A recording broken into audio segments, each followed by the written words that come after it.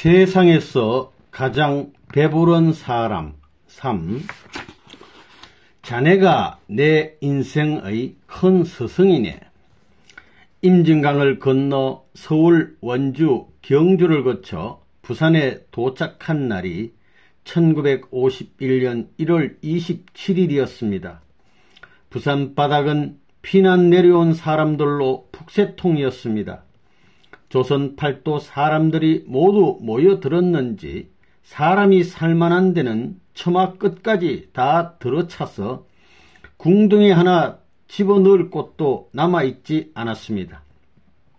하는 수 없이 밤에는 숲속으로 들어가 나무 위에서 잠을 자고 낮이면 밥을 얻으러 시내로 내려왔습니다. 그새 감옥에서 깎은 머리가 수북이 자라 있었습니다. 안쪽에 이불솜을 대고 꿰맨 바지 저고리가 너덜너덜했고 옷에는 기름띠가 배어 비가 오면 빗방울이 또로록 구를 지경이었습니다. 신발도 뚜껑만 달려있을 뿐 바닥은 거의 남아있지 않아 맨발로 걷는 것과 같았습니다. 위로 보나 밑으로 보나 따라지 중에 왕따라지, 거지 중에 상거지였습니다. 일거리도 없고 주머니에 가진 돈도 없으니 동냥밥을 얻어먹고 다닐 수밖에 없었습니다. 밥을 얻어먹으면서도 나는 항상 당당했습니다. 눈치도 빨라서 한눈에 밥을 안 줄 것 같은 사람에게는 이봐, 우리 같은 어려운 사람을 도와줘야 나중에 복을 받는 거야 하고 도리어 큰 소리를 치며 밥을 얻어냈습니다. 그렇게 얻어온 밥을 양지 바른데 빙 둘러앉아 수십 명이 나눠 먹었습니다. 가진 것 하나 없이 밥을 얻어먹으면서도 그 사이엔 찌르르한 감정이 통했습니다. 이거 보게, 이게 도대체 몇 년 만인가? 누군가 반갑게 부르기에 돌아보니 일반 유학 시절 내 노래에 반해 평생 친구가 되기로 했던 엄덕문이었습니다. 지금은 세종문화회관과 롯데호텔을 설계한 우리나라의 대표적인 건축가가 된 사람입니다. 그는 남루한 차림에 나를 덥석 안더니 다짜고짜 자기 집으로 끌고 갔습니다. 가세, 어서 우리 집으로 가. 갓 결혼한 그는 단칸방에 살고 있었습니다.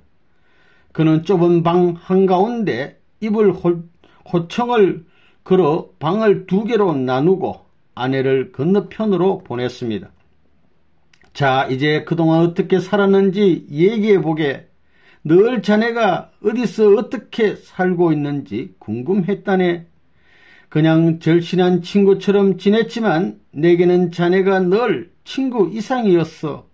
내가 자네를 마음속으로 항상 어렵게 생각했던 것은 알고 있었지. 나는 그때까지 친구들에게 내 솔직한 심정을 꺼내 보이지 않았습니다.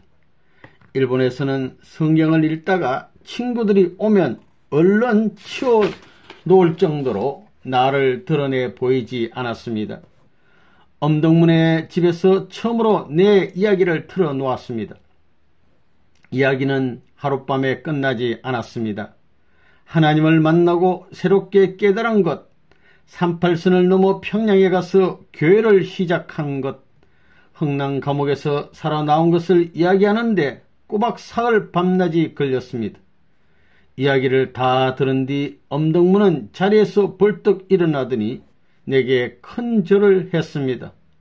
아니, 이게 무슨 일인가? 내가 그의 손을 잡아 끌었지만 막무가내였습니다. 자네는 이제부터 내 인생의 큰 스승일세. 이 절은 내가 스승에게 바치는 인사이니 받아주시게. 그 후로 엄덕문은 평생의 친구이며 제자로 내 곁을 지켜주었습니다. 엄덕문의 단칸방을 나온 나는 부산 사부두에서 밤에만 하는 막노동 일자리를 얻었습니다. 일한 돈을 받으면 초락역에서 팥죽을 사 먹었습니다. 뜨거운 팥죽이 식지 않도록 팥죽통은 하나같이 누더기 이불로 꽁꽁 쌓여 있었습니다. 나는 팥죽 한 그릇을 사 먹으면서 그 통을 1시간도 넘게 끌어안고 있었습니다. 그러면 부두에서 밤새 일하느라 꽁꽁 얼어붙었던 몸이 사르르 녹았습니다. 그 무렵 나는 철양의 노무자 수용소에 숙소를 잡았습니다. 방이 어찌나 작은지 대각선으로 누워도 벽에 발이 닿았습니다. 그래도 그 속에서 연필을 깎아 정성스레 원리 원본의 초고를 썼습니다. 생활이 구차하다는 건 아무 문제도 아니었습니다. 비록 쓰레기 구덩이 속에서 살아도 뜻이 있으면 못할 것이 없는 법입니다. 20살을 간 넘은 김은필도 별의별 일을 다 했습니다. 식당 종업원으로 일하면서 남은 누룽지를 얻어오면 같이 끓여 먹기도 하고 타고난 그림 소질로 미군 부대의 취직에 페인트 칠을 하기도 했습니다. 그러던 중 범일동에 있는 범례골로 올라가 집을 지었습니다. 범례골은 공덕묘지 근처라 돌투성이 골짜기 외에는 아무것도 없었습니다. 내 땅이라고는 가진 게 없으니 산비탈을 비스듬히 다져 집터를 만들었습니다. 삽도 없어 남의 집 부엌에서 부삽을 몰래 꺼내 쓰고는 주인 모르게 가져다 놓았습니다. 김원필과 함께 돌을 쪼개고 땅을 파고 자갈을 날랐습니다. 흙과 짚을 이겨 만든 벽돌로 벽을 쌓고 미군 부대에서 얻은 레이션 박스에 내 기퉁이를 뜯어 지붕을 얹고 방바닥에는 검은 비닐을 깔았습니다. 판잣집도 그런 판잣집이 없었습니다. 바위돌에 기대 지은 집이라 방 안 한가운데 바위가 툭 솟아나와 있었습니다. 바위 뒤로 놓인 안전뱅이 책상과 김원필의 이젤이 살림살이의 전부였습니다. 비가 오면 방에서 샘이 솟았습니다. 앉은 자리 밑으로 물이 졸졸졸 소리를 내며 흘러가는 아주 낭만적인 방이었습니다. 비가 새고 물이 흘러가는 냉방에서 자고 나면 콧물이 질질 흘렀습니다. 하지만 단 한 평이라도 그렇게 마음 편히 내 몸을 누일 곳이 있다는 사실이 너무나 행복했습니다. 게다가 하나님의 뜻을 향해 가는 길이기에 그 열악한 환경 속에서도 희망만이 가득했습니다. 김원필이 미군 부대에 출근을 할 때면 산 아래까지 따라 나갔습니다. 저녁이 되어 일을 마치고 돌아올 때도 마중을 갔습니다. 그 외의 시간엔 잠도 안 자고 연필을 깎아 안전뱅이 책상에 앉아 원리 원본을 썼습니다. 쌀독에 쌀은 없어도 방 안에 연필은 가득했습니다. 김원필은 집필에 전념할 수 있도록 옆에서 물심양면으로 나를 도왔습니다. 온종일 일하고 와서 피곤할 법도 한데 선생님 하며 나를 졸졸 따라다녔습니다. 워낙 잠이 부족한 내가 변소에서 곧잘 조는 것을 알고는 변소까지 따라올 정도였습니다. 그뿐이 아닙니다. 선생님 쓰시는 책에 제가 작게나마 도움을 드리고 싶습니다 라고 말하며 내 연필값을 벌려고 미군들 초상화를 그리기 시작했습니다. 당시 미군들 사이에는 고국으로 돌아가기 전에 부인이나 애인의 초상화를 그려가는 것이 유행이었습니다. 도화지만한 천에 풀을 먹인 뒤 나무틀에 붙여 그림을 그려주면 4달러를 받았습니다. 김원필의 그런 정성이 고마워 그가 그림을 그릴 때면 나도 옆에서 묵묵히 도왔습니다. 그가 미군 부대에 일을 하러 가고 난 뒤 천에 빳빳하게 풀을 먹이고 나무를 잘라 틀을 짜 두었습니다. 퇴근해서 오기 전까지 붓을 다 빨고 필요한 물감을 사 놓았습니다.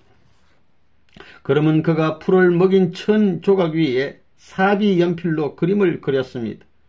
처음엔 1장 2장 그리던 것이 어느새 이름이 나서 밤에 잠도 자지 못하고 20장씩 30장씩 그렸습니다. 일이 많아지자 뒤에서 훈수만 두던 나도 붓을 들고 나섰습니다. 원필이 얼굴 윤곽을 대강 그려놓으면 내가 입술도 칠하고 옷도 칠했습니다. 함께 번 돈은 연필을 사는 것과 그림 그리는 도구를 사는 일을 제외하고는 모두 교회 일을 위해 썼습니다. 하나님의 말씀을 글로 정리하는 것도 중요하지만 더 많은 사람에게 그분의 뜻을 알리는 일이 급했습니다. 우물가에 사는 미친 미남자. 범대골에 토담집을 짓고 교회를 시작했을 때 내 이야기를 들어주는 사람은 단 3명뿐이었습니다. 그래도 3명을 앞에 두고 이야기한다고 생각하지 않고 비록 눈에 보이지는 않지만 수천 수만, 아니 인류 전체가 내 앞에 있다고 생각하고 우렁찬 목소리로 이야기했습니다. 온 세계를 향해 터져나오는 큰 소리로 밤낮 없이 내가 깨달은 원리 말씀을 전했습니다. 집 앞에는 우물이 하나 있었는데 물을 길러 오는 사람들 사이에 토담집에 미친 남자가 산다는 소문이 났습니다. 차려입은 꼴은 형편무인지경이고 도깨비가 나올 것 같은 집안에서 세계를 호령하는 듯한 외침이 들리니 그렇게 수근거릴 만도 했습니다.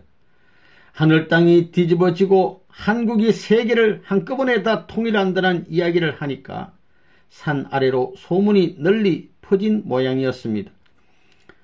소문덕인지 우물가에 사는 미친 남자를 보려고 찾아오는 사람도 생겨났습니다.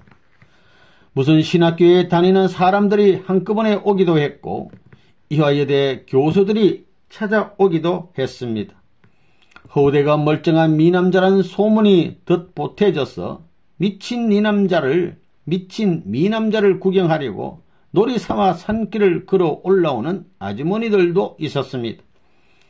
원리 원본을 탈구하던 날 나는 연필을 내려놓으며 이제는 전도할 때이니 전도할 성도를 보내주십시오라고 기도를 드린 뒤 우물가로 나갔습니다. 5월 10일 이 늦봄이라 솜을 넣은 한복 바지에 낡은 점퍼를 입고 있으려니 땀이 났습니다. 그때 한 젊은 여자가 이마에 맺힌 땀을 씻으며 우물가로 올라오는 모습이 보였습니다. 하나님께서 7년 전부터 전도사님을 많이 사랑하셨습니다 하고 말을 건너자 그녀가 화들짝 놀랐습니다. 7년 전은 그녀가 하나님의 일에 일생을 바치기로 결심했던 때였습니다. 저는 아랫마을 범천교회의 전도사 강현실입니다. 우물가에 미친 사람이 산다고 해서 전도하러 올라왔습니다. 그녀는 내게 인사를 건넸습니다. 인사를 마친 뒤 집에 들어온 그녀가 누천 방안을 이상하다는 눈빛으로 둘러보더니 안진뱅이 책상 위를 눈여겨보고 물었습니다. 웬 몽땅 연필이 저리 많은가요? 제가 오늘 아침까지 우주의 원리를 밝히는 책을 썼습니다. 그 말씀을 듣게 하려고 하나님이 전도사님을 여기까지 보내신 거지요. 무슨 말씀을요? 저는 전도할 사람이 있으니 우물가로 올라가 보라는 말씀을 받고 왔습니다. 나는 방석을 내어주며 그녀를 앉으라 하고 나도 앉았습니다. 우리가 앉은 자리 밑으로 샘물이 졸졸 흐르며 흘렀습니다. 한국 땅은 앞으로 온 세계의 산봉우리와 같은 역할을 할 것입니다. 그리고 세상 사람들이 한국인으로 태어나지 못한 것을 한스럽게 생각할 때가 올 겁니다. 내 말에 그녀는 어이없다는 표정으로 나를 바라봤습니다. 앞으로 예수님은 엘리야가 세례 요한으로 나타난 것처럼 육신을 쓰고 한국 땅에 오실 것입니다. 라는 말에 급기야 그녀는 빨간 화를 내며 예수님이 어디 오실 데가 없어서 이 비참한 한국에 오신단 말이에요 하며 대들었습니다. 그러고는 계시록이나 제대로 읽고 하시는 말씀인가요? 저는 고려 신학교에서 공부를 한 사람이란 말씀이지요. 하고 내가 대묻자 아니 그걸 어떻게 아셨어요? 내가 그런 것도 모르면서 전도사님을 기다렸겠습니까? 저를 전도하러 오셨더니 오늘 저를 한번 가르쳐 보시지요. 강현실은 신학을 공부한 사람답게 성경 구절을 줄줄이 외며 나를 공격했습니다. 얼마나 야무지게 대드는지 나도 기차 화통 같은 소리로 일일이 응대하기 바빴습니다. 토론이 길어지고 밖이 어두워지자 내가 저녁밥을 지었습니다. 반찬이래야 시어빠진 김치뿐이었지만 물소리가 졸졸 나는 방에 앉아 그 밥을 둘이 다 먹고 또다시 토론을 했습니다. 그리고 이튿날 또 그 다음날도 계속 올라와 나와 토론을 벌이더니 강현실은 마침내 범천교회를 떠나 우리 교회의 식구가 되었습니다. 어느 무덥던 날 아내가 범대골의 초막집으로 나를 찾아왔습니다. 그녀는 7살짜리 사내 아이의 손을 잡고 있었습니다. 쌀 팔러 나가다 평양으로 올라갔던 그 해에 태어난 아들이 어느새 훌쩍 자라 있었습니다. 나는 차마 아들의 얼굴을 마저 볼 수가 없었습니다. 반갑다고 얼굴을 부비며 안아줄 수도 없었습니다. 나는 아무 말도 하지 못한 채 망부석처럼 서 있었습니다. 굳이 말하지 않아도 전쟁통에 그들 모자가 겪었을 고통이 눈에 선했습니다. 사실 나는 그들 모자가 어디서 어떻게 살고 있는지 이미 알고 있었습니다. 그렇지만 아직은 가족을 돌볼 때가 아니었습니다. 결혼하기 전에 여러 번 다짐을 받았던 것처럼 조금만 더 나를 믿고 기다려주면 기쁘게 그들을 찾아 나설 수 있었겠지만 아직 때가 아니었습니다. 초막집은 좁고 남루하지만 이미 우리의 교회였습니다. 여러 식구들이 나와 함께 먹고 생활하며 말씀을 공부하고 있던 터라 그곳에 내 가정을 꾸밀 수는 없었습니다. 초막집을 둘러본 아내는 몹시 섭섭해하며 산비탈을 내려가 버렸습니다. 교파 없는 교회, 교회 아닌 교회. 욕을 먹으면 오래 산다고 하는데 욕먹은 만큼 다 살려면 아직도 100년은 더 살 수 있을 겁니다. 또한 밥으로 채운 배가 아니라 욕으로 채운 배가 남들보다 몇 배는 될 테니 나는 세상에서 가장 배부른 사람입니다. 평양에 가서 교회를 시작했을 때 나를 그렇게 반대하고 돌을 던지던 기성교회가 부산에서도 역시 나를 반대했습니다. 교회를 제대로 시작도 하기 전부터 시시콜콜 시비를 걸어왔습니다. 이단, 사이비는 내 이름 앞에 붙는 고유 명사였습니다. 아니, 내 이름 문선명은 이단, 사이비와 똑같은 말이었습니다. 이단이니 사이비니 하는 접두사 없이 그냥 이름만으로 불러본 적이 없을 정도였습니다. 모진 핍박을 견디다 못해 1954년에는 부산 초막집을 접고 대구를 거쳐 서울로 올라왔습니다. 장충당 공원에 있는 북학동에 판잣집을 세내어 세계 기독교 통일신령협회란 간판을 걸었습니다. 그런 이름을 붙인 까닭은 어떤 교파에도 속하고 싶지 않았기 때문입니다. 그렇다고 또 다른 교포를 만들 생각은 더더욱 없었습니다. 세계 기독교는 동서고금에 걸친 기독교 전부를 의미하고 통일은 앞으로 나아갈 목적성 그리고 신령은 부자 관계의 사랑을 중심으로 한 영육계의 조화를 암시한 표현이었습니다.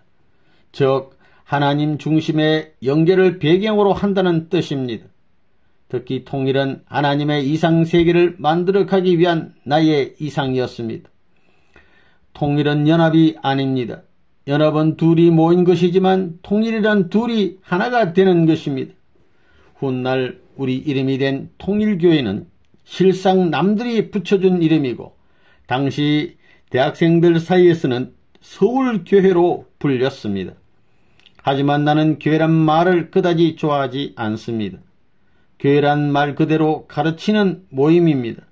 종교란 중심되는 가르침입니다. 다시 말해 교회란 근본적인 것을 가르치는 모임이란 뜻입니다. 교회란 말 때문에 남과 내가 나뉠 아무런 이유가 없습니다. 그런데도 세상 사람들은 교회를 특별한 뜻으로 씁니다. 나는 그런 특별한 부류에 속하고 싶지 않았습니다. 내가 바란 것은 교파 없는 교회였습니다. 참된 종교는 자기 교단을 희생해서라도 나라를 구하려 들고, 나라를 희생해서라도 세계를 구하려 들고, 또 세계를 희생시켜서라도 인류를 구하는 것입니다. 어떤 경우든 교파가 우선일 수는 없습니다. 할 수 없이 교회에 간판을 붙인 것일 뿐 언제라도 그 간판을 떼어내고 싶은 마음입니다. 교회의 간판을 다는 순간 교회는 교회 아닌 것과 구별됩니다. 하나인 것을 둘로 나뉘는 것은 옳은 일이 아닙니다. 그것은 내가 꿈꾸는 일도 아니고 내가 갈 길도 아닙니다. 나라를 살리고 세계를 살리기 위해서 간판을 떼어야 한다면 지금도 나는 그렇게 할 수 있습니다. 하지만 현실적으로 어쩔 도리가 없어 대문간에 교회 간판을 달았습니다. 좀 높직하게 달면 보기도 좋을 것을 집 처마가 낮아 간판을 달 곳도 마땅치 않았습니다. 결국 아이들 키 높이 정도의 간판을 달아 놓으니 아이들이 간판을 떼어가지고 놀다가 그만 두 동강을 내기도 했습니다. 우리 교회의 역사적인 간판인데 버릴 수야 없는 노릇이니 그것을 철사로 얼기설기 엮어 못으로 대문간에 단단히 박았습니다. 간판이 그렇게 천대를 받아서인지 우리들도 말할 수 없는 천대를 받았습니다. 머리를 숙이고 들어가야 할 정도로 처마가 낮은 8자방에 6명이 모여 기도를 하면 서로 이마가 맞닿을 정도였습니다.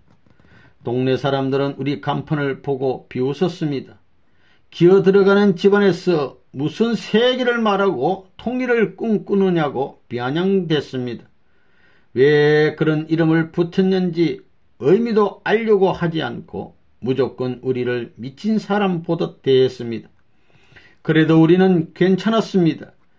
부산에서는 밥을 구걸하면서도 살았는데 예배드릴 방이 있는 지금은 겁날 것이 없었습니다. 미군 작업복에 검정물을 들인 옷을 입고 검정 고무신을 신었지만 마음은 누구보다 당당했습니다. 우리 교회에 나오는 사람들은 서로를 식구라고 불렀습니다. 당시에 우리 식구들은 모두 사랑에 취해 있었습니다. 교회를 생각하면서 마음속으로 가고 싶다는 생각을 하면 몸이 어디에 있든지 내가 하는 일을 다 보고 들을 수 있었습니다. 하나님과 통할 수 있는 내적인 사랑의 전깃줄로 모두 하나가 된 것입니다. 밥을 지으려고 쌀을 안치다 말고도 교회로 달려오고 새 치마를 갈아 입는다고 하면서 구멍난 치마를 입은 채로 달려오기도 하고 교회에 못 가게 머리를 깎아 놓으면 민머리를 한 채로 교회로 달려왔습니다.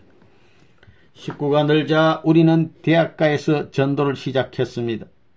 1950년대에 대학생은 최고의 지성을 갖춘 사람들이었습니다. 우선 이화여대와 연세대학교 앞에서 전도를 시작했는데 얼마 지나지 않아 우리 교회와 함께하는 학생들이 늘어갔습니다. 이화여대 음악과의 양윤영 교수와 기숙사 사감인 한충화 교수도 우리 교회를 찾아왔습니다.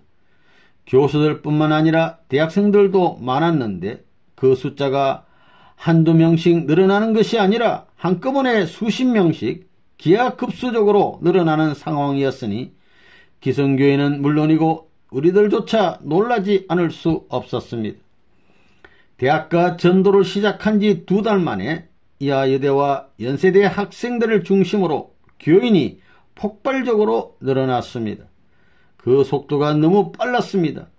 마치 봄바람이 휙 불고 간 것처럼 대학생들의 마음이 한순간에 변해버렸습니다. 이화여대 학생들이 하루에 수십 명씩 보따리를 싸들고 나왔습니다. 기숙사에서 나가지 못하게 하면 왜요? 왜 못 나가게 하는 거요? 못 나가게 하려면 나를 죽여주시오, 죽여주시오 하며 기숙사 담을 넘는 것도 예사였습니다. 내가 말려도 소용이 없었습니다. 깨끗한 학교보다도 발꼬린내 진동하는 우리 교회가 좋다며 막무가내였습니다. 결국 여의대 김환란 총장은 종교사회사업과의 김영훈 교수를 우리 교회로 급파했습니다. 캐나다에서 공부를 한 김 교수는 이화여대에서 총방받는 여성신학자였습니다. 통일교 교리의 허점을 찾아내 학생들이 우리 교회로 몰려가는 걸 막아보려고 일부러 신학을 전공한 김 교수를 보낸 것입니다. 그런데 특사 자격으로 찾아온 김 교수는 나를 만난 지 일주일 만에 우리 교회의 열성 신도가 되어버렸습니다. 김 교수까지 우리 교회를 인정하자 이화여대의 다른 교수들과 학생들이 더욱 우리를 신뢰하기 시작했습니다. 신도가 눈덩이처럼 늘어났던 것은 말할 것도 없습니다. 일이 걷잡을 수 없이 커지자 기성교에서는 내가 교인들을 빼내간다고 또다시 공격하기 시작했습니다. 나는 억울한 기분이 들었습니다. 난 내 설교만 들으라고 강요하거나 우리 교회만 다니라고 한 적이 없었습니다. 앞문으로 쫓아내면 뒷문으로 들어오고 문을 닫아 걸면 담을 넘어 들어오는 것을 도저히 내 힘으로 막을 수 없었습니다. 그러자 정작 당황한 건 연대와 이대였습니다. 기독교 재단 학교로서 다른 종파의 교회로 학생들과 교수들이 몰려가는 것을 그냥 두고 볼 수만은 없었던 것입니다. 연대와 이대의 퇴직 사건. 위기감에 휩싸인 연대와 이대는 학교 역사상 전무후무한 극단적인 선택을 했습니다. 이화여대는 김영훈 교수를 비롯한 교수 5명을 해임하고 학생 14명을 퇴학시켰습니다. 그 중에는 졸업반 학생도 5명이나 있었습니다. 연세대에서도 교수 한 명이 해임되고 2명의 학생이 퇴학을 당했습니다. 당시 연세대 교목은 학교에 영향이 안 가도록 졸업 후에 그 교회를 다녀도 되지 않겠느냐며 학생들을 해유했지만 듣지 않았습니다. 오히려 학생들이 학교에는 무신론자도 많고 심지어 무당의 자식도 다니고 있는데 우리가 왜 퇴학을 당해야 합니까? 하며 크게 항의를 했습니다.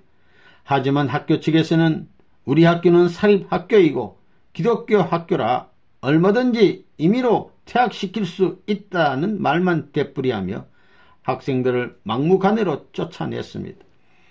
일이 알려지자 신문에 종교의 자유가 있는 나라 퇴학 처분은 문제가 있다라는 제목의 사설이 실리고 세상이 떠들썩했습니다. 캐나다 기독재단의 후원을 받던 이화여대는 이단이라고 소문난 교회에 나가는 학생이 많으면 재정적인 후원 받는데 문제가 생길까봐 두려워했습니다. 당시 이대는 일주일에 3번 있는 채플 시간마다 학생들의 출석 여부를 확인해서 선교부에 제출할 정도로 열심히였습니다. 학생들을 퇴학시키고 교수를 내쫓아 우리를 동정하는 여론도 점점 커져갔습니다. 그것을 뒤집기 위해 입에 담기도 민망한 헛소문들을 뻗뜨리기 시작했습니다. 본래 헛소문일수록 사람들을 혹 하고 끌어당기게 마련입니다. 우리 교회에 대한 헛소문은 또 다른 헛소문을 낳으면서 이대 연대 사건은 엉뚱한 괴담이 되어 1년이 넘게 우리 교회를 괴롭혔습니다. 나는 사건이 그렇게 커지길 바라지 않았습니다. 굳이 문제를 일으키고 싶지 않았습니다. 그냥 조용히 신앙생활을 하면 될 것을 공인이 기숙사를 뛰쳐나와 세상을 시끄럽게 만들 필요가 없다며 교수와 학생들을 설득했습니다. 그러나 오히려 왜 안 된다는 말씀입니까? 저도 은혜를 받고 싶습니다 하며 되려 나를 설득하기도 했습니다. 결국은 모두 학교에서 쫓겨났으니 내 마음도 편할 리 없었습니다. 학교에서 쫓겨난 학생들은 아픈 마음을 달래려 무리를 지어 삼각산 기도원에 올라갔습니다.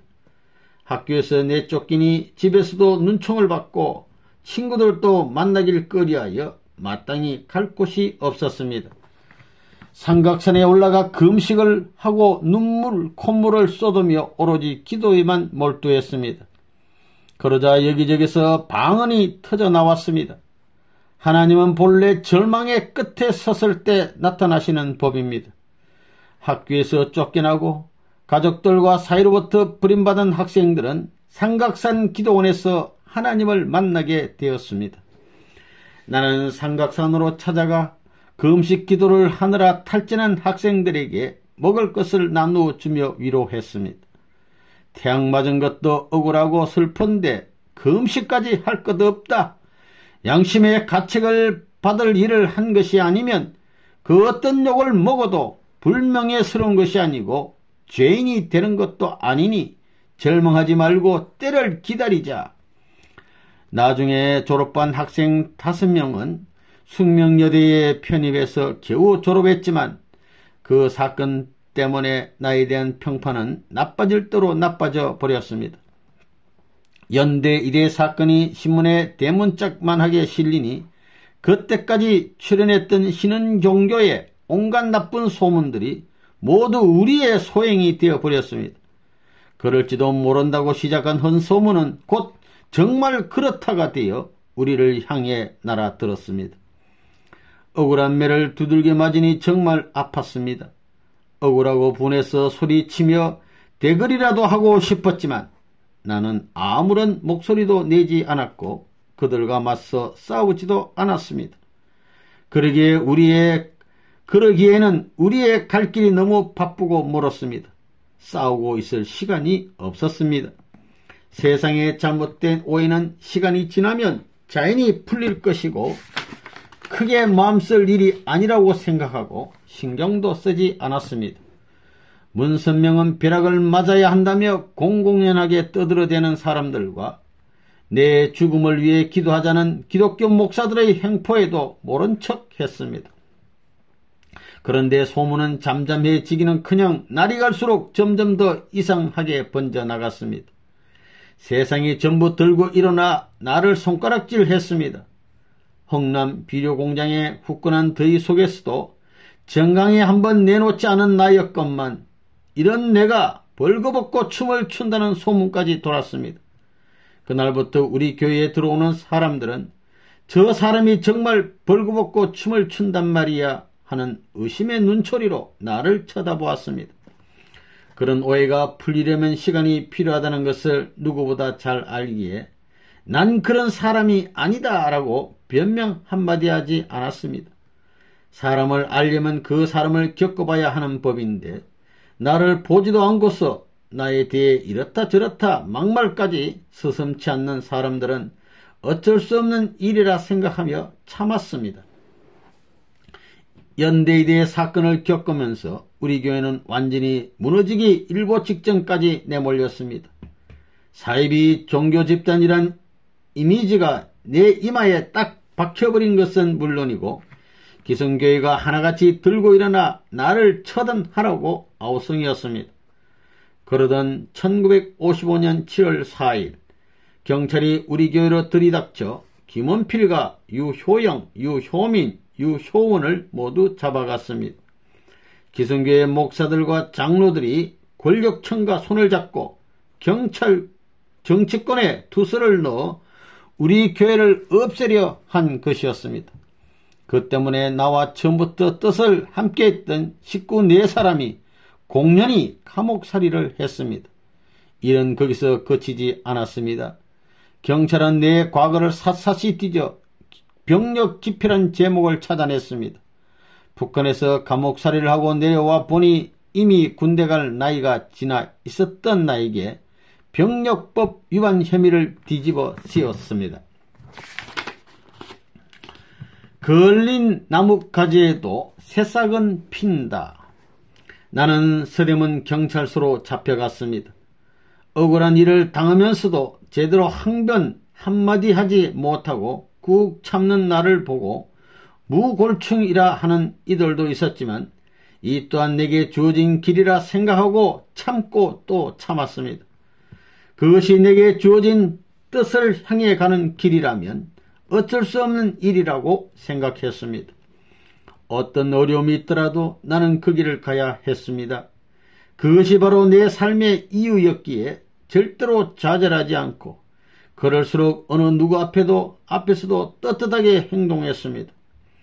그렇게 마음을 먹으니 경찰들이 나를 당해낼 재간이 없었습니다. 조서를 쓸 때면 내가 먼저 이렇게 쓰라고 가르쳐 줬습니다. 당신 이 말은 왜 안 써? 거기에다가는 이렇게 써야 하는 거야 하고 말하면 다들 뒤로 넘어갔습니다.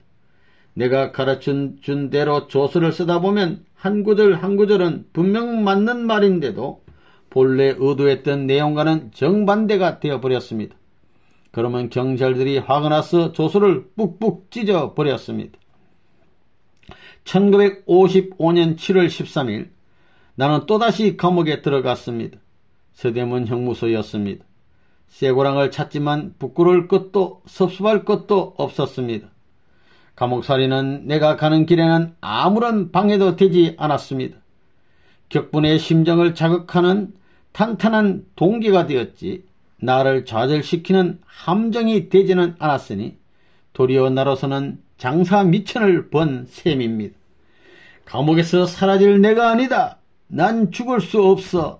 이건 해방의 세계를 향해 도약하기 위한 발판일 뿐이다 라고 생각하며 옥살이를 이겨냈습니다. 악한 것은 망하고 선한 것은 흥하는 것이 세상의 이치이고 하늘의 법입니다. 아무리 똥감태기 안에 들어갔다 하더라도 순수하고 참된 마음을 잃지 않는다면 절대 망하지 않습니다. 내가 쇠고랑을 차고 갈 때 지나가는 여자들이 곁눈질을 하며 얼굴을 찡그렸습니다. 엄난한 사이비 교주인이 보기도 역겹다는 표정이었습니다. 하지만 겁날 것도 부끄러울 것도 없었습니다. 더러운 말로 나와 교회를 희롱해도 나는 결코 흔들리지 않았습니다. 그렇지만 나라고 어찌 아픔이 없겠습니까? 겉으로는 당당한 척했지만 목이 메고 뼈끝이 사무치게 서른 적이 한두 번이 아니었습니다. 마음이 약해질 때마다 내가 이렇게 감옥에서 사라져 버릴 사나이가 아니다. 나는 반드시 다시 선다. 확실히 다시 선다. 하고는 이를 막 악물었습니다. 그 모든 아픔을 내 안에 숨긴 채 안고 가는 거다. 교회의 모든 짐을 내가 지고 가는 거다라고 생각하며 마음을 다졌습니다.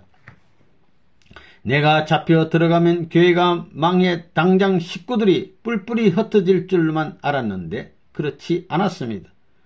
형무소에 들어가 있는 동안 교회 식구들이 하나같이 나를 면회하려 날마다 찾아왔습니다. 서로 먼저 면회를 하겠다고 다투기도 했습니다.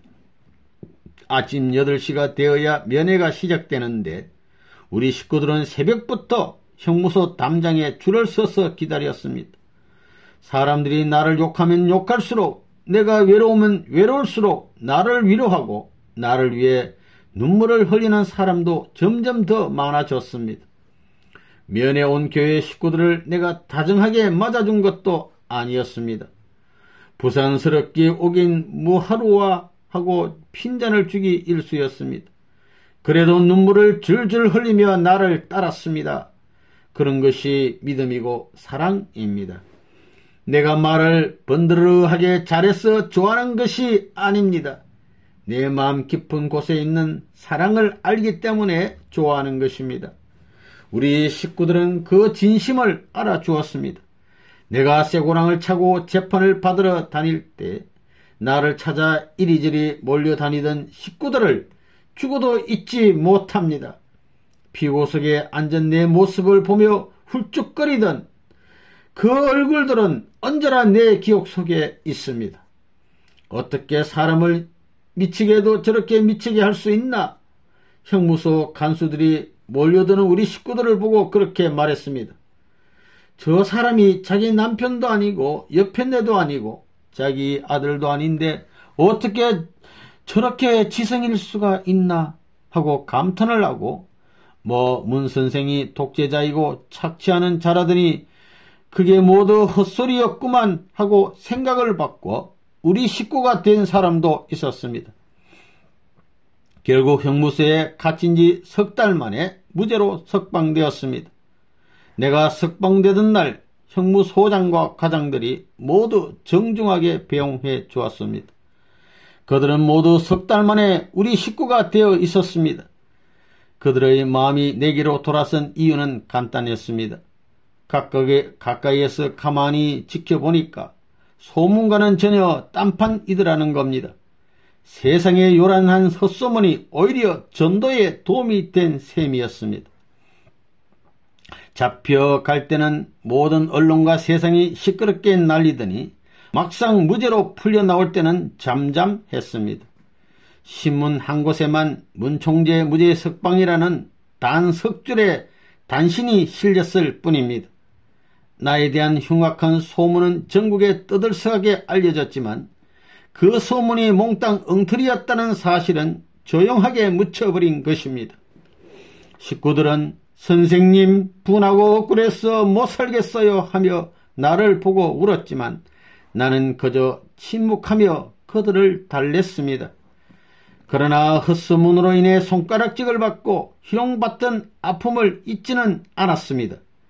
수많은 사람이 나를 몰아세워 삼천리 반도에 내 한 몸 설 자리가 없어도 모두 참아 넘겼지만 그 슬픔은 오늘날도 가슴 한쪽에 오롯이 남아 있습니다. 하지만 나는 비바람에 부대끼고 불에 끌리더라도 절대로 타서 죽는 나무는 될 수 없었습니다. 끌린 나뭇가지에도 봄이 되면 새싹은 돋는 법입니다.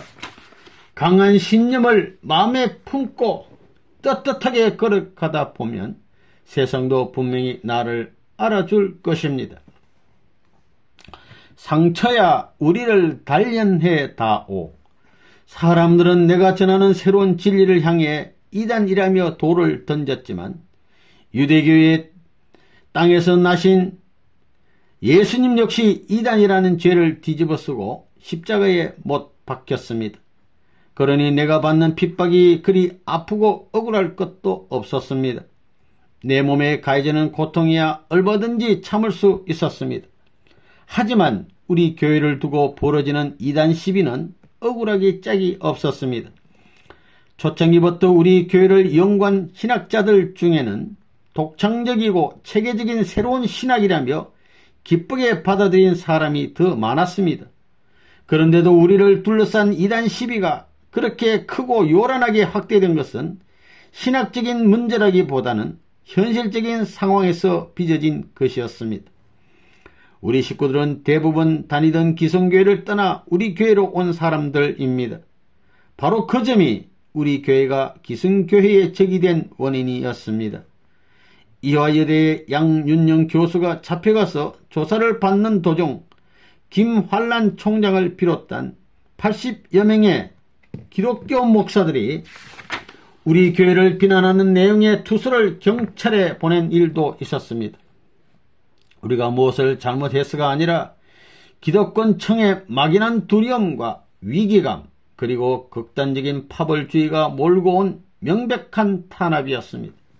새로운 가르침을 전하는 우리 교회에는 여러 종파의 사람들이 모여들었습니다. 내가 아무리 여기엔 또 왜 왔소? 당장 당신들 교회로 돌아가시오 하며 반협박조로 쫓아내도 금세 다시 돌아왔습니다.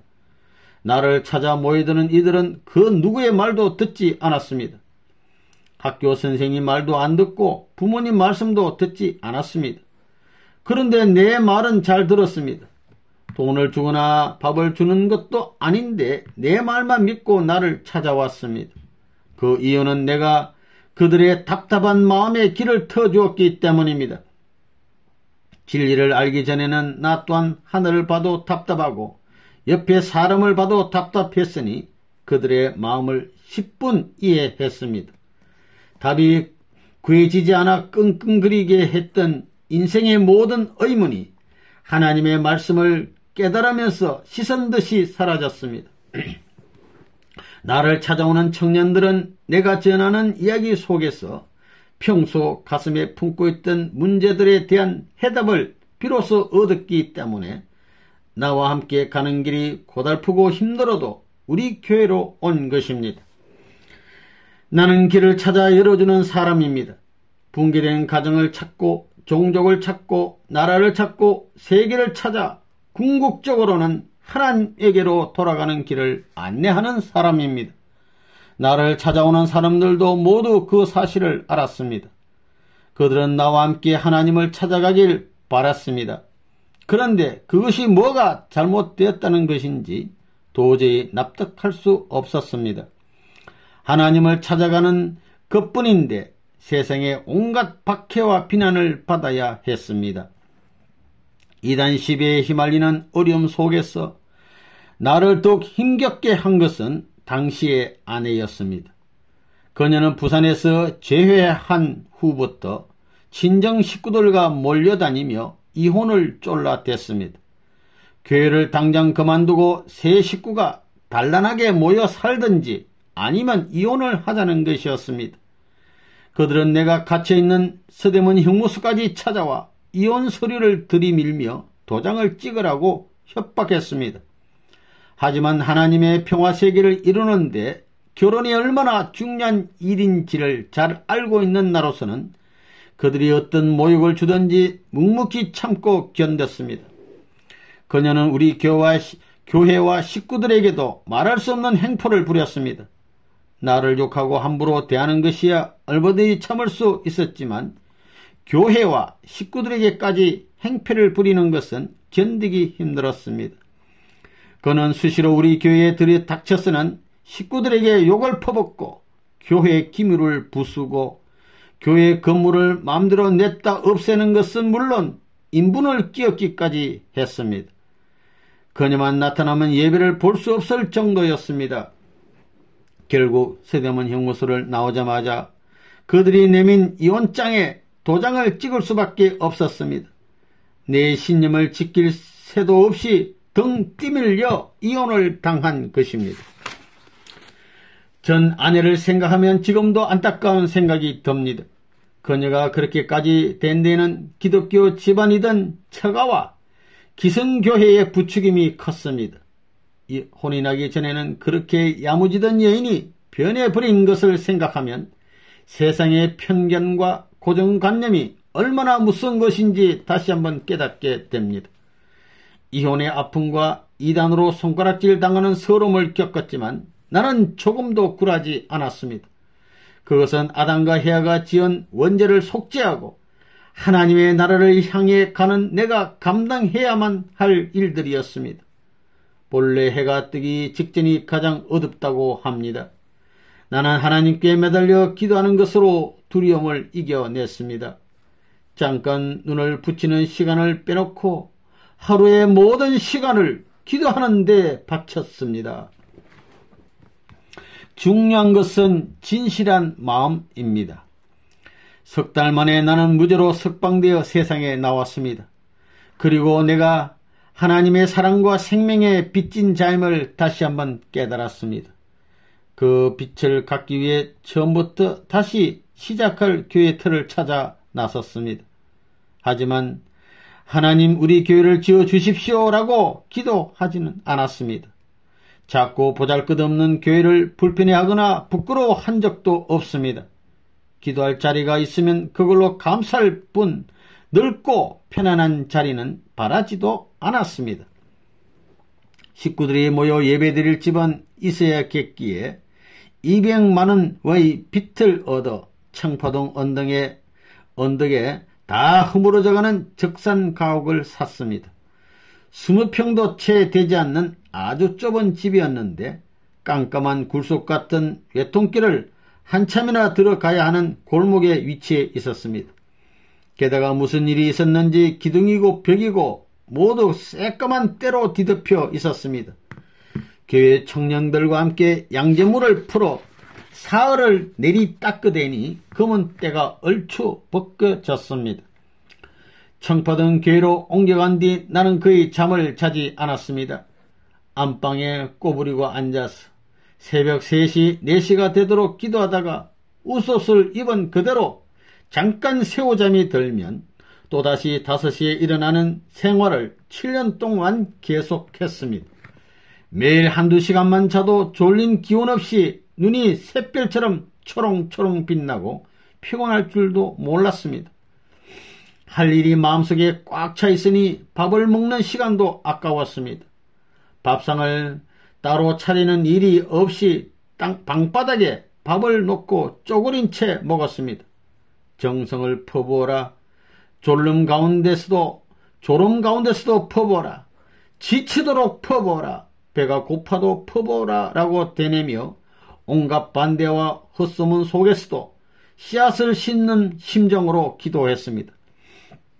그리고 그 씨앗은 반드시 거둘 날이 있으리라고 믿었습니다. 한국에서 거둘 수 없다면 세계에서라도 분명 거둘 것이라고 생각했습니다. 1년이 지나니 식구들이 400명을 넘어섰습니다. 400명 식구들의 이름을 하나하나 불러가며 기도를 하다 보면 이름을 부르기도 전에 머릿속에 식구들의 얼굴이 후루룩 지나갔습니다. 그러면 식구들의 얼굴이 울기도 하고 웃기도 했습니다. 그 사람이 어떤 상태인지 병이 있는지 없는지를 기도 중에 알게 되었습니다. 이름을 쭉 부르는 중에 오늘 이분이 교회에 오겠네 하면 그 사람은 영락없이 교회에 왔습니다. 아픈 모습을 보인 사람을 찾아 어디가 아프지 않냐고 물어보면 그렇다고 대답했습니다. 선생님은 제가 아픈 걸 어떻게 아셨어요? 정말 신기합니다 하고 식구들이 놀랄 때마다 나는 빙긋이 웃었습니다. 축복식 때의 일입니다. 축복을 앞둔 신랑 신부에게 나는 꼭 순결한가를 묻습니다. 그날도 신랑 까매게 물었습니다. 정인가 하고 묻자 그가 큰 소리로 예 하고 대답했습니다. 그래서 내가 다시 물었습니다. 정인가? 그가 또 다시 예라고 했습니다. 내가 세 번째 물었을 때도 같은 대답을 했습니다. 나는 그를 똑바로 노려보며 무서운 목소리로 말했습니다. 자네 강원도 화천에서 군대 생활을 했지? 신랑감이 잔뜩 겁을 먹은 소리로 이해했습니다. 그때 휴가를 받아 서울로 오던 길에 여관에 들었지? 그날 붉은 치마 입은 여자와 탈선했잖아. 뻔히 알고 있는데 어디서 거짓말을 해? 나는 화를 내며 그를 내쫓았습니다. 마음의 눈을 뜨고 있으면 숨기는 것까지 다 알게 됩니다.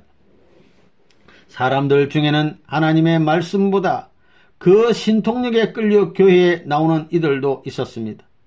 사람들은 영적인 능력이 최고인 줄 알고 매달립니다. 그러나 흔히 기적이라고 부르는 일들은 세상 사람들을 현혹시킵니다. 기사와 이적에 매달리는 것은 올바른 신앙이 아닙니다. 모든 죄는 반드시 속죄를 통해 복귀해야 하는 것입니다. 영적 능력에 기대서는 절대 안 됩니다.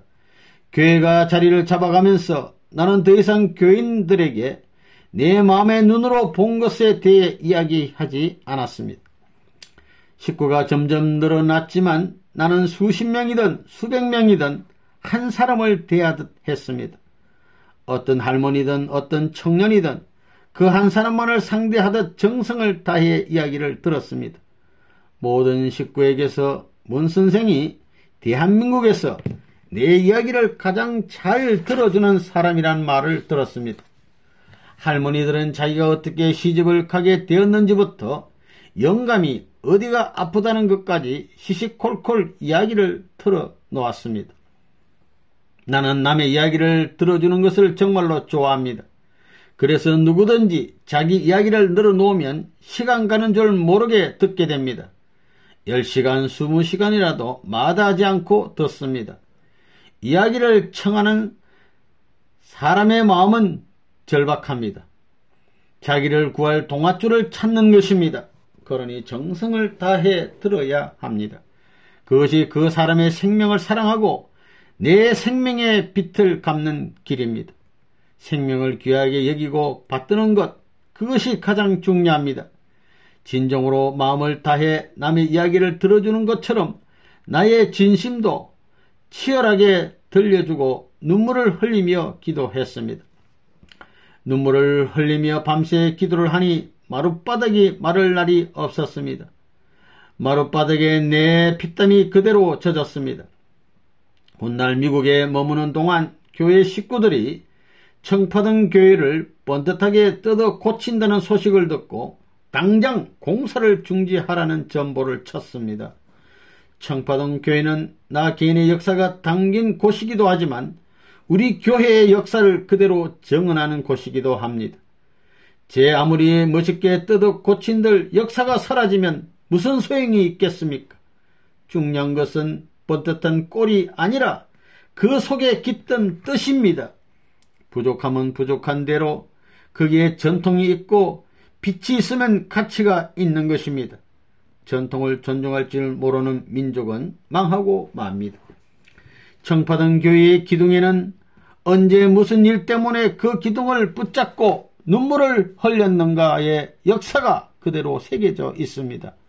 붙잡고 눈물 흘리던 기둥을 보면 통곡이 나오고 삐뚤어진 문짝을 봐도 옛 생각이 납니다. 그런데 지금은 옛날 마룻바닥이 다 없어졌습니다. 밤새 엎드려 기도하며 피 눈물을 흘리던 마룻바닥이 없어졌으니 그 눈물 자국 역시 사라졌습니다. 내게 필요한 것은 그런 아픔의 추억입니다. 모양이나 외관은 낡아도 상관없습니다. 세월이 지나 우리에게도 잘 지어진 교회들이 많이 생겼지만 나는 그런 곳보다는 청파동 언덕 위에 비좁고 낡은 집을 찾아가 기도하는 것이 더 편안합니다. 평생을 기도와 설교로 살아왔지만 지금도 사람들 앞에 설 때는 두려움을 느낍니다. 남의 앞에서 공적인 이야기를 한다는 것은 수많은 생명을 살리기도 하고 죽이기도 하는 일이기 때문입니다. 내 말을 듣는 사람을 생명의 길로 이끌어야 한다는 것은 정말 중대한 문제입니다. 생사의 갈림길에 확실한 금을 걷는 결판이자 단판입니다. 나는 아직도 설교 내용을 미리 정하지 않습니다. 미리 준비를 하면 설교에 내 사적인 목적이 끼어들지도 모릅니다. 내 머릿속의 지식을 자랑할 수는 있지만 절절한 심정을 토해낼 수는 없습니다. 나는 공석에 나가기 전에 반드시 10시간 이상 기도를 하며 정성을 들입니다. 그렇게 해서 뿌리를 깊게 만드는 것입니다. 잎사귀가 조금 벌레를 먹었더라도 뿌리가 깊으면 괜찮습니다. 말이야 어눌하더라도 진실된 마음만 있으면 되는 것입니다. 교회를 시작하던 무렵 나는 미군들이 입던 점퍼에 검정물을 들인 노동복을 입고 단생에 서서 땀과 눈물로 범벅이 되어 설교했습니다. 통곡하지 않는 날이 없었습니다. 눈물이 마음속에서 차고 넘쳐 밖으로 흘러내렸습니다. 정신이 아득해지고 숨이 넘어갈 것 같은 날들이었습니다. 옷이 땀에 젖고 머리에서 땀방울이 흘러내렸습니다. 청파동 교회 시절 모든 사람이 고생을 했지만 특히 유효원은 고생을 참 많이 했습니다. 폐가 아파 힘들면서도 하루에 18시간씩 3년 8개월 동안 강의를 계속했습니다. 먹는 것도 시원찮아서 하루 보리밥 2끼로 견뎠습니다. 반찬이라야 날김치를 담가 하룻밤 재워 먹는 것이 고작이었습니다. 유효원은 곤쟁이 젓을 참 좋아했습니다. 방 한쪽 구석에 곤쟁이 젓 항아리를 놓아두고는 그걸 한 젓가락씩 찍어 먹으며 힘든 나날을 참아냈습니다. 배가 고프고 지쳐 마룻바닥에 힘없이 맥없이 누워있는 유효원을 보면 참 가슴이 아팠습니다. 마음으로는 소라젓이라도 담가주고 싶었습니다.